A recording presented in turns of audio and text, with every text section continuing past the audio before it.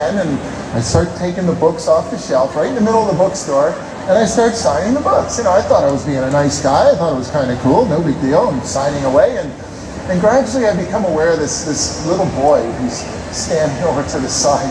This little kid, and he's standing there and he's looking at me with this puzzled look in his eyes, like, "Mister, what the hell are you doing?" You know. And he says, "Hey, what's going on?" It's okay. It's okay. It's my book. See, it's me. See my picture. I actually am a chef, and I own a restaurant, and I'm kind of a big deal chef, and they asked me to write a cookbook, and I own a restaurant, and I'm a chef, and I make recipes, and this book is full of and he looks at me and he says, "What's a chef?"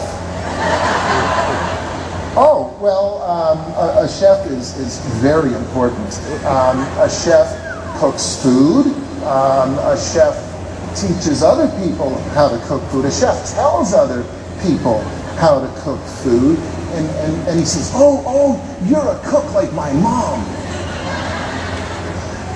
Yeah. He says, oh, so is there a recipe for chocolate chip cookies in your book? Well, actually, I'm a chef, and I own a restaurant, and see, this book is about restaurant cooking, and it's a very fancy restaurant. It's a very important restaurant, and no. And he says, "Do you know how to make chocolate chip cookies?" Well, see, the thing is, I have a pastry chef, and the pastry chef usually, and the pastry chef makes the cookies, and he just turns and walks away. I'm like, what happened? I'm a chef, I'm an important chef. He just leaves. So I didn't let it ruin my day. I continued signing all those books. And do you know that when you autograph a cookbook, that it's considered to be defaced? And now it can't be returned to the publisher? Yeah, very important point. It's not as much a problem now as it was 10 years ago. But anyway, I signed all the books, and then I got the bright idea, wouldn't it be cool to see what it's like to actually go buy the book? And maybe the girl who's going to sell the book to me, maybe she'll recognize me, and wouldn't that be cool? So up to the register I go, and as I'm walking up to the register, there's this little boy, and he sees me coming. And he sees me, and he turns and he runs around, gets behind his mom, and he says, Mom, that's the one. That's the guy. He's over there. He's writing graffiti in all the books, and he says he's a cook, but I know he's not, Mom, because he can't make chocolate chip cookies. Well, right then and there, I vowed that if I ever publish another cookbook, you can be darn sure it's going to have chocolate chip cookies in it. So I'm proud to say that 4 cookbooks later, they all have chocolate chip cookies in them. Some things are very important in this world, folks. Chocolate chip cookies are one of them. I should have known right then something was up. She gets this mischievous look in her eyes, and something's going on here. And the pot comes over, and that sort of dugout canoe thing comes out. And we take the pot, the lid off, and inside the pot is, well, it's just no big deal. It looks like mashed potatoes just before they get mashed. With big chunks of white root stuff, and it's cut up, and it's been boiled, and it's soft. No big deal, right? No big deal. So, okay, so we strain off the water, we take the chunks of cassava root, and we toss them into the canoe. It was mildly interesting to me. And this big paddle, and she takes the paddle and she starts beating the heck out of just wailing on the stuff. Really, all she was doing was mashing it. It made sense to me, and I asked her, I had no idea what we were doing, none whatsoever. I go, well, maybe I can beat the potatoes up a little bit. So I have the paddle, and I'm beating up the cassava root, and the camera's rolling, and we're having a good time, and everything's working out just fine. And then we've got the canoe, and it's full of mashed cassava root, and it was kind of strange. She actually, with her finger, drew a line right in the center, and made it very clear that this was my side, and that was her side. It's all these little curds in there and stuff, and feta cheese, not so bad. Cottage cheese, forget about it. Mayonnaise, no way. Not for me. And we're sitting there, and they're looking at me, and we're chewing, and we're spitting into the canoe, and the camera guys are there, and they're like, hey, geez, Michael, geez, that's something thick and white, isn't it, huh? Looks awful creamy, yeah? I'm losing it. You know, they call it my kryptonite. For years we knew this about me. You know, the boys call it my kryptonite. All over the world they're trying to get me to try thick, white, creamy food, and I'm not biting. I'm not biting, but now I'm in the Amazon. And I'm chewing and spitting, and the birds are chirping, and the sun is shining, and we're chewing and we're spitting, and then she spits into my side of the canoe.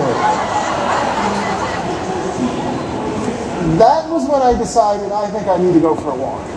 So what they were making was hooch, jungle hooch. It's called masada, jungle hooch. In fact, you chew and you spit, and they had taken the chewed up, spit up, creamy, white, thick stuff, and they poured it into this big sort of terracotta pot sort of thing, and covered it up with a little burlap, and it goes and it sits out in the jungle, and they leave it for 7 days to ferment. 7 days. 7 days? 7 days. That's good, because tomorrow I'm going home to Prince Edward Island. And in a tiny little puddle or something somewhere, there's no nuts left in it. And if you happen to come along, step in that puddle, and there's a starving piranha in there, bad idea. You know, bad idea. You might lose your nuts, your toes or something. You shouldn't do that, really. So we found our piranha. We actually made ceviche out of that piranha. We forgot all about the masada. We came back with the fish. We sat down. We're having a great time. The other villages are there. Big party in the jungle. Fish, piranha, herbs, nuts, all these things we found. The birds are chirping, the sun is shining, everything's going perfectly well. And then out comes last week's masada. And there it is. And guess who the guest of honor is? Yeah. So, how you doing? Well, masada, you say, huh? I don't know if anybody actually saw this episode. This is one of the worst moments of my life right here. I was so conflicted in my head. 99% of me is like, no stinking way are you drinking this stuff. No way. But there's 1% of me is like, you've got to stay respectful. You're the guest of honor. You've got to suck it up. The team's watching, the camera's rolling, all of it. Thank God it wasn't thick and white and creamy anymore. It was sort of, well, that's what it looked like, because I brought some home. There it is. You guys have been dipping your cookies in it. It's got this sort of clear, white, it almost looks like milk, doesn't it? In fact, they call it the milk of the jungle. And every kid in Peru eats and drinks masada every single day. They have a glass of this stuff, because masada, when you make it, you take all the nutrients and this much cassava root, all these incredible nutrients, and you concentrate them into a single glass of milk. The milk of the jungle, beautiful stuff. Goes really well with chocolate chip cookies. Would anybody else like to come up and try it? Ladies and gentlemen, on that note, thank you so much for coming along on our little chocolate chip journey. I hope you're inspired to go home, cook for your own families, make real food, not buy processed garbage, get the fruits and vegetables, get your kids involved, get them engaged, get them in the kitchen, cook real food, share it with your families, clean the dishes up when you're done, and every now and then, think about that poor guy in Peru sucking up the masada. Thank you so much. Thanks for watching. Chef Michael Smith, everyone. Thank you.